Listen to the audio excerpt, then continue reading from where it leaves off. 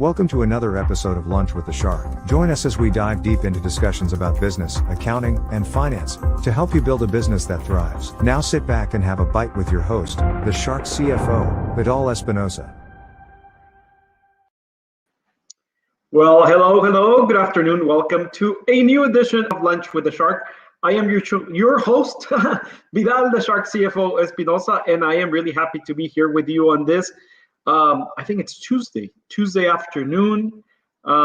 We are having a overcast day. It's a little bit chilly down here. We're right in front of the ocean. It's a bit chilly. Captain Crunch has been very relaxed today, but as everyone that it's underage, they actually have the perfect timing when an adult is doing something for them to want something. So your pets, they're like kids, right? So I'm pretty sure he's gonna be barking. And look, he already woke up, and I'm pretty sure he's gonna start barking in a few minutes and or asking and demanding for my attention or my mom's attention or somebody's attention in that matter. Like he hears my mom walking around, so he's gonna start barking. But it's been a very relaxed day. It's intriguing. Why is it so relaxed? But it's okay. Everything okay. We're moving along. Everything is being, we're progressing in everything that we're doing. And that's a good sign. It's actually really good. So how's your day been? How's your morning been? How you guys doing? How was yesterday? Beginning of the week, of the work week. Not necessarily beginning of the whole week, but beginning of the work week. Let me fix here. So what did you think about yesterday's Lunch with the Shark? I think it was full of information. I think I provided a shitload of nuggets. I think I provided you a lot of, how can we say it? I actually threw a lot of rocks your way to wake up and realize what we're doing or what is it that we're not doing, right? It's so interesting because I just hang up the phone like 10 minutes ago from someone that we provided a service, okay? And they actually went with somebody else to continue a service, but not because we're not good, because they're seeking price. They were seeking inexpensive chingaderas. So to me, that is like, dude, like, I hope people don't look at our service because we're cheap, other than because we're good. So if you're being seeked because, oh, they told me that you were the cheapest one around, you need to realize what you're doing, it's not right? You are actually just undermining your whole industry. That's interesting. And the guy called me because the person or the people that he went to has not responded to him. And he called me to see if he can ask me a couple of questions. And I'm like, dude, I already provided you all the information. I can't provide you more. It's like, yeah, but I went to another firm, and then they're like cheap. When he told me the prices, I was like, dude, I'm gonna hire them to work for me. Because damn, I was like, let me what's the firm name? Because I'm gonna call them and hire them and maybe or buy their practice, because if they're charging you that, no wonder, and this is, I am not trying to make myself feel better or anything, but no wonder you've called them 7, 8, 9 times and they haven't responded to you. But the interesting thing is that, oh my God, this firm has a lobby, and they have a secretary, and they have a conference room, and they're a 2-story accounting firm. And I'm like, dude, does that make you, or is that impressive? What should be impressive is like, oh my God, the principal of the accounting firm calls me immediately after I call them. Obviously give him a lead time of 10 by the end of the day. But at least he returns my call. Oh, the principal of the accounting firm provided me the information I needed. It. Oh, the my sales rep or my accounting rep provided me the information and gives me financial statements on time. No. Oh, it's impressive because they have a lobby, they have a secretary, they have a conference room, and they're a 2-story accounting firm. Okay, if that's impressive to you, damn, you're not thinking straight. Impressive to me is like they saved me a shitload of money in taxes. They provided me the licenses and permits immediately. They provided me my financial statements 5 days after the closing date. They are calling me because, hey, dude, I found a couple of transactions that I think we should do this and that way. Hey, there's financing for this. Hey, why don't we get a credit card instead of you spending your cash? Oh, let me figure out how I can do your cash flow.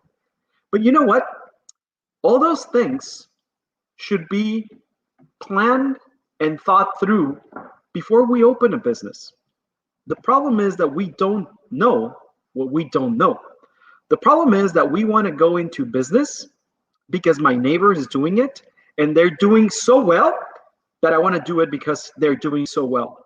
Because my mom told me that I am really good at creating this sauce, so I'm going to sell this sauce. Or because my wife, it's telling me, dude, you're so good giving advice. Go ahead and do coaching.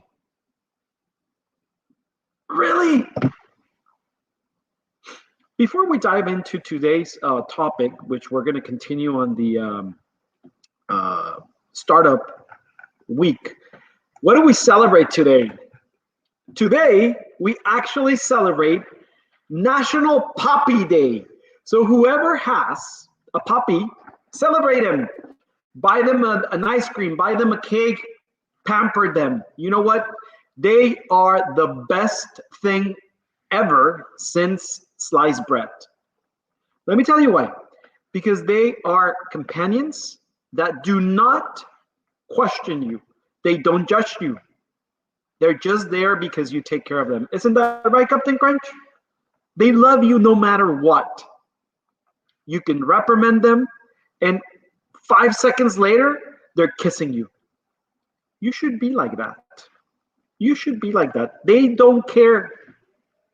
They don't take it personally. Isn't that right, Captain Crunch?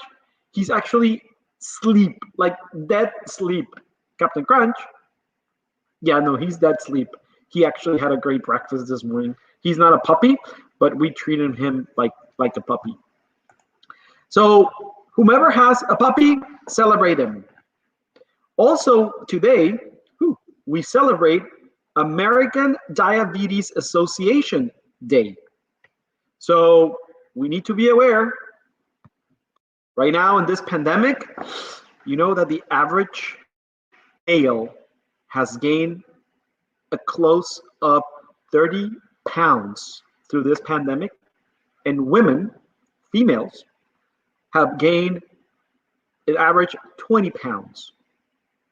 I don't know why, but in this sequester year, people have been craving carbs, processed foods, and we've gained weight. We've gained weight.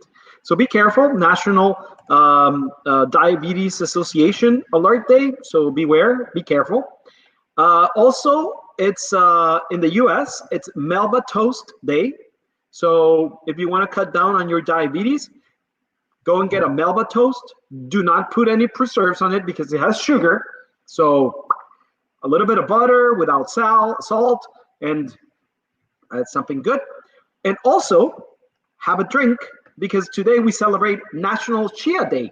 And actually chia seeds are good also for diabetes. So it's interesting that it's today that. Also in the US, holy crap, there's a shitload of celebrations today. What's going on? They didn't have anything to do on March 23rd. So US, also we have Near Miss Day. This is because a huge asteroid missed the Earth. So today we celebrate National Miss Day. And then for all my Pakistani friends, today is Pakistan Day. So happy Pakistan Day to any Pakistani friend out there. And today in the world, we celebrate World Meteorologist Day. So Craig, happy Meteorologist Day to you, dude. We're waiting for some of your documents. We'll give you a call if you're seeing us.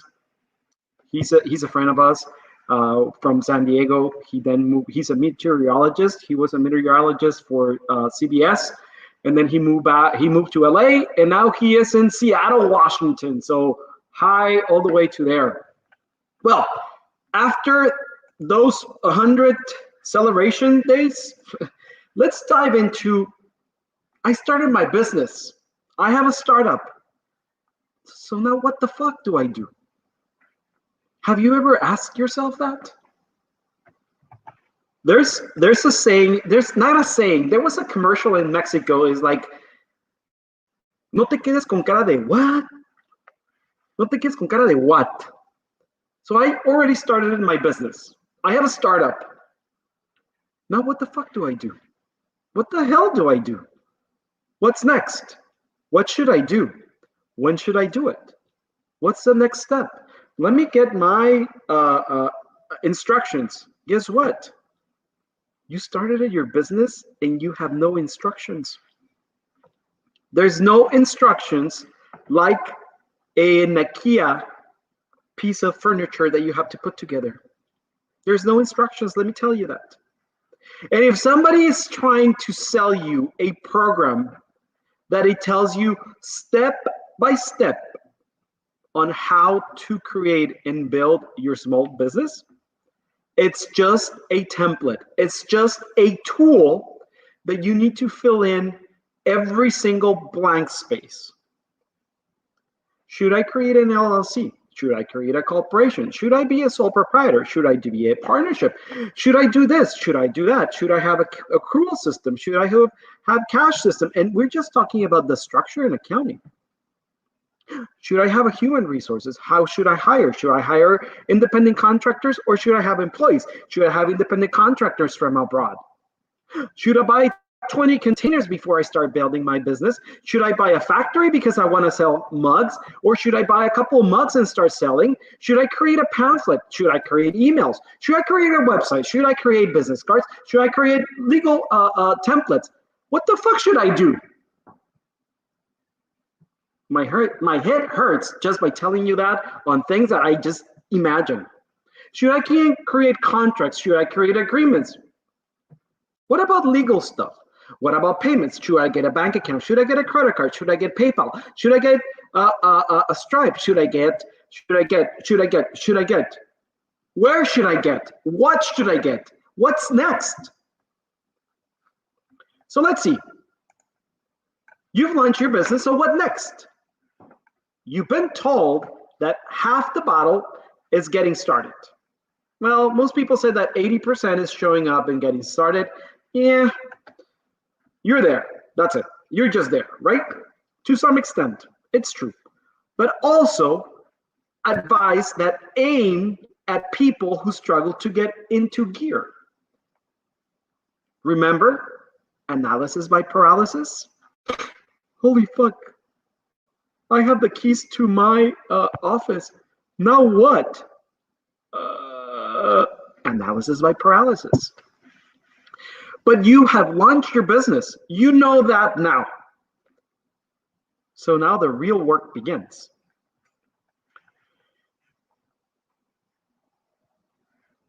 What does that work entail? What specifics, concrete steps can you take to make sure that your product launch is effective? Your service is delivered effectively, okay? Handling success when it comes your way. Growth management might seem like the type of high quality conundrum that most people will love to have. But there's an urgency when it comes to growth management that many entrepreneurs miss. If you aren't effective now, you may miss opportunities for expansion. So growth management. According to Harvard Business Review, The number one issue in business launch is lack of proper growth management. They recount the tale of Mosquito Magnet, which became a hot seller at places like Home Depot until the demand for the product drastically increased. To compensate, the production was outsourced to China, and the quality dipped so much that consumers got angry with the brand. Although Mosquito Magnet ultimately they made money, they missed an opportunity to create an outstanding product that would etch itself into the minds of the customers all across the country. If you want to ensure that your own growth management goes smoothly, pay attention to the following tips. So here it is. Look, remember that I launch a task of creating a business plan in 2 pages. Simple, concrete, to the point, focus, outlined, and I was going to put $1,000 out of my own pocket for the best business plan out there. This is plain and simple. The growth management, it's plain and simple, a roadmap that it can be equal to Google Maps. Point 1, which is where I start from, where I want to go. Success, growth, right? Because I never heard a business owner, entrepreneur, start-upper say, I just want to stay like this. I just don't want to do anything. I just want to be like this forever and ever, and I am not seeking growth. Okay, so you want growth. You need to be clear on what growth you want. You want to be clear on the goals. You want to be clear on your vision. Okay, so how am I going to do, or what am I going to do to get from starting point to the growth point? That blueprint, it's your growth management plan. So here are some steps. Make sure production, it's scalable. Production, it's scalable. All products and services require some level of scalability to handle growth. Okay, so you need scalable resources, such as adding customer service professionals to the mix when more customers start using your product. Imagine that I have my factory that produces the mugs, right? I need customer service because I'm pretty sure a lot of people that would buy my mugs, if I start selling them to retailers or online, people are going to have questions. Trust me. If the instructions are not clear, and even if they're clear, they're going to call you and say, hey, is this mug microwavable? Hey, is this mug dishwashable? Hey, is this mug, if I scrub it with, people have questions. So if I sell a shitload of these ones, I need to understand that I'm going to have customer service, right?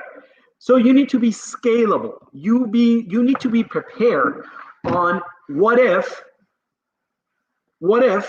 so what do I do? Different scenarios. Have salespeople ready. That's number 2. You need a staff who's more knowledgeable than the customers and leads who are asking the questions. That means you want a training program to ensure that your staff can talk about your product with knowledge and expertise. Have sales team ready, prepared. This does not mean that you need to go out running right now and hire 100 sales team. If you do so, be prepared to have enough mugs to satisfy the demand that those 100 sales team people are going to bring your way. Then you also need your customer service department. Then you need that your manufacturing area or whomever you're sourcing it from, it's capable of handling good quality QR, okay, QR, quality control, QC, quality control, those mugs. You don't want returns because it's not on the retailer. Guess what? It's on whomever is signing the bottom of this mug. In this case, nobody signed this mug, so it is on the retailer. Okay? So be ready. Number 3, know your market demand. This may be the single most important way to gauge the growth of your business. Are you keeping your ears to the tracks, so to speak? Do you know if the train is coming? How is your social media presence? Your understanding of media? Do you get my drift? If you don't know what's coming, it will catch you off guard. People drink a shitload of coffee, but people only drink hot chocolate during fall and winter. So if you want to advertise this mug and put in some marshmallows inside and some chocolate in the middle, and you're aiming for winter and fall and winter, you need to listen as to what type of chocolate people are asking. This year or last winter, people were big on chocolate bonbon balls. Listen to your market, but you need to know your market before you decide to go and outsource 1 million chocolate marshmallow bombs. Oh, you know what? Shit. I actually ordered hot cayenne pepper marshmallow chocolate bombs, and you're actually going to sell it at Kids Store. Damn. Your mugs are for kids, but they're full of cayenne pepper chocolate marshmallow bombs. Do you think they're going to sell? No, they're not. Why would that happen? Because you don't know your market, right? Most people want to learn about preparing for possible failure. But the truth is, some businesses fail because they don't adequately prepare for success. How do you prepare for success? You listen, you focus, you have a plan. I just gave you 3 tips, 3 nuggets. You listen to your customers, not to you, not to your needs and wants. Okay? You are not important. Whatever you want and need, it's not what your market wants and needs. First, listen. Second, focus. Focus.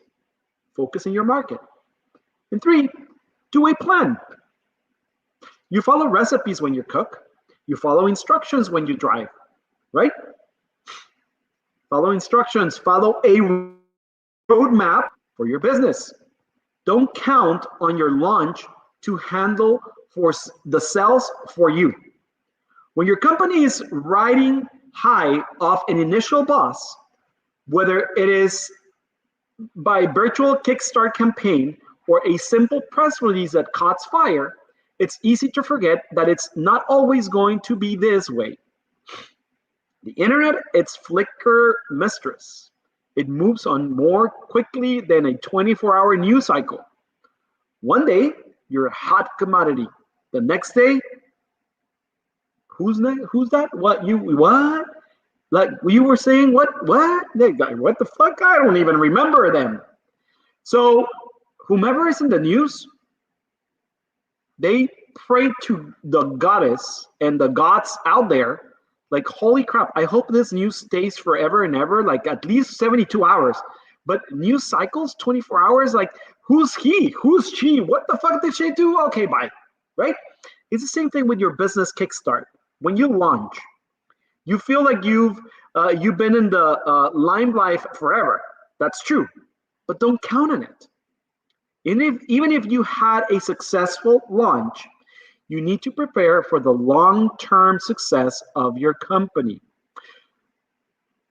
You create a shitload of, let's say that you're a restaurant, okay?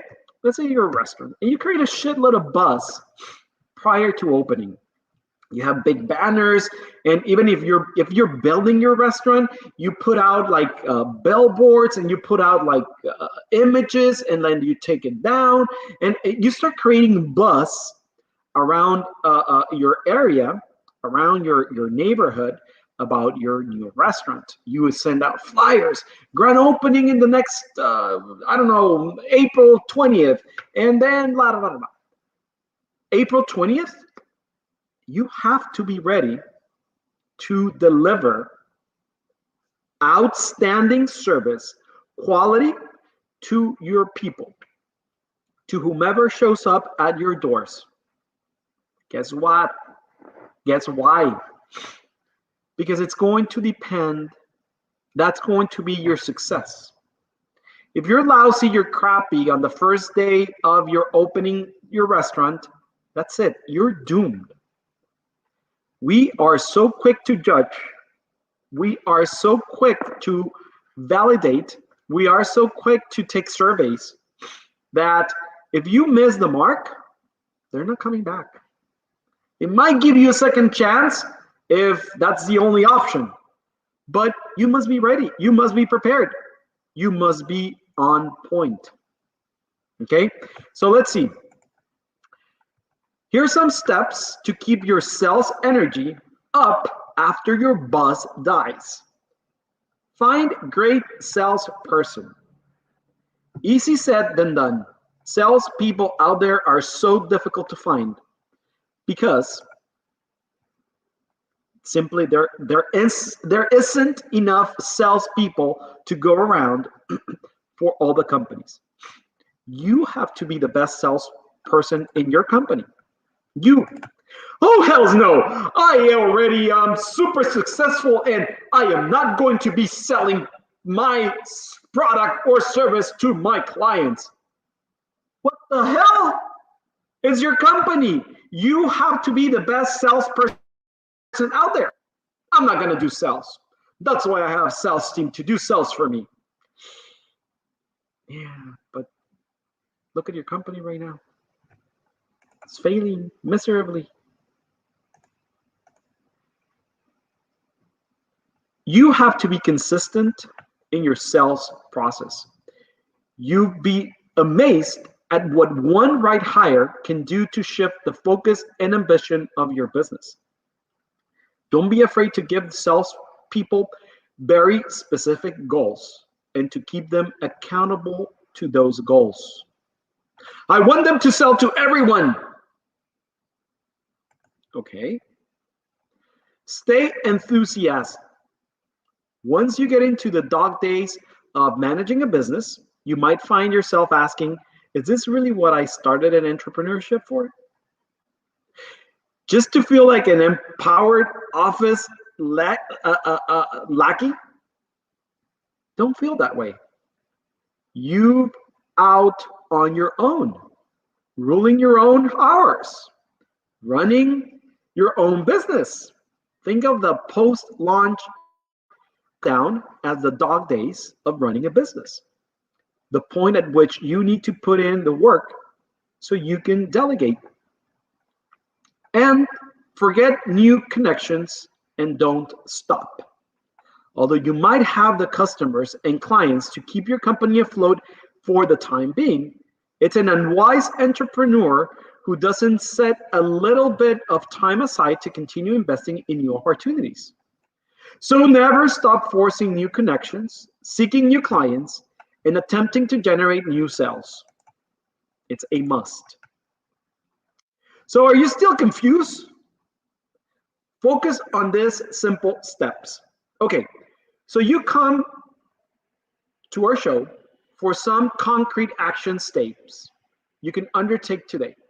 Let's keep it simple and provide you with some tips that focus on short-term business development.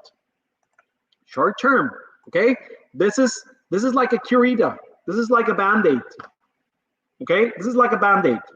This is not forever and ever. This is something you can implement quickly, fast. This is like a curita. Attend your first conference or trade show. This gives you something to look forward to, as well as opportunities to make new connections and sales. Oh, they don't work. Trust me, they work. If you think that trade shows or conferences do not work, it's because your ego is out there. Oh, I'm not going to be able to learn anything. Even if you learn what you already know, you're relearning it. Okay? It's always good to continue keeping current yourself. So, attend your first conference show or trade show. Number 2, if you haven't already, create your elevator pitch. Seriously, take the time to write a 30-second pitch and practice it in the mirror. You'd be amazed at the confidence this gives you in your new business, even if you don't have to use that pitch right away. Even though you're going to do it in front of the mirror, do it with everybody you know. Do it with people you don't know. And if they ask you after your elevator pitch, so what is it that you do? You have the wrong elevator pitch. The elevator pitch needs to be clear, concise, and people must understand with that 30-second tagline or whatever it is, they must fully understand what you do. You probably think that people would understand what you do because you know what you do. But if people don't understand, guess what? You have no freaking idea what you're doing. Harsh, but true. And number 3, develop your portfolio and testimonials. Essential in the early stages of any business. If you haven't been gathering customer testimonials and portfolio items yet, now's the time to get started. After you close a sale, it's the best time to ask your client for a testimonial. Not after you deliver the service, not after a couple of years. Right after you close that sale, you ask for a testimonial. You ask for a testimonial. Yelp review, Google review, website review, written testimonial, video testimonial, whatever the fuck it is, or all of them. As soon as you close that sale, that should be a process, a system that you implement immediately. Why? Because your clients, first of all, they haven't tried you yet, right? But they're so pepped, they're so hyped, they're so eager about you, your product, your company, that they'll give you the best testimonial ever. Okay? So do that. Now, case studies. If you're a service provider, okay? Case studies. Ask your best clients to see if you can write a case study about their success and post it. Plaster it all over your social media. Put it in your marketing materials. Put it in your website, so people can actually read true and real events on how you handle certain situations, how we've helped clients save hundreds of thousands of dollars with simple tax strategies. Okay, so today's action plan is, let's write our elevator pitch. Let's write our elevator pitch on a 3rd piece of paper, okay? Let's write our elevator pitch. We have to memorize it. Like us Catholics, we know our Father and the Hail Mary. You need to memorize it. Even if you just chant it, amen, just like that. You need to memorize your elevator pitch.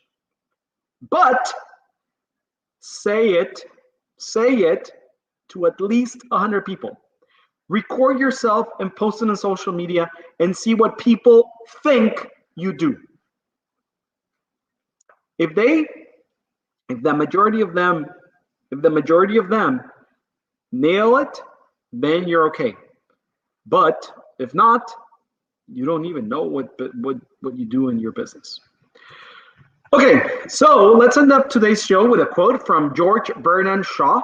He is an Irish playwright, and he said, "Life isn't about finding yourself. Life is about creating yourself." Life isn't about finding yourself. Life is about creating yourself. Life is already there. You need to create your own self. Same as for your business. Hey, The next mug is going to come pretty soon. I have to reinvent this mug. Bon appetit. Ciao. Thank you for listening to Lunch with the Shark. If you would like to set up a consultation with the Shark CFO, Vidal Espinosa, visit his website www.invictus-advisors.com and don't forget to subscribe on Facebook, Instagram, YouTube, Twitter, and LinkedIn.